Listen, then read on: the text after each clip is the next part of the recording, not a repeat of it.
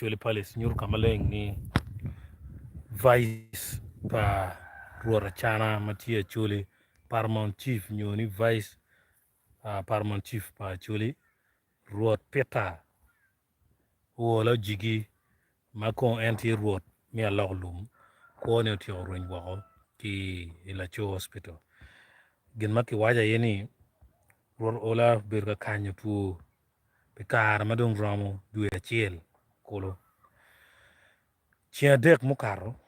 ki kobo Rwot Oola ki igulu independent maya chere Ilacho Hospital ento ni matini kuone utio orwen wako dong walego luba uketibne kabir mekuch gen muken mamir wangea yeni Rwot Peter Oola Ojigi mayanti Rwot pa jo Alokolum i 2020 kar man no foot petty vice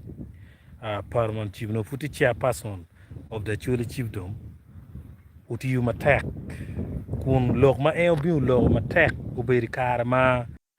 itele milar ngome kina Acholi ki jonam ma gamenta no tiki mi expanding boundary mi West Nile no gamenta tiki chwaga ye kuneno kwer kun wajani ubeberu provocation of violence kache ke expanding boundary pa jonam udonyo ye Acholi kun gen madong no tie chone map Rwoti kuone dong tio rwen umir be wiwo po ni tele futie i chiefdom pa Acholi ma food positions ma neno wan waje kwani vice Paramount Chief kwani Paramount food pi wang'eyo ng'ama en pian team ti ario team pa Rwot Achana ki team pa Ladira Chele ni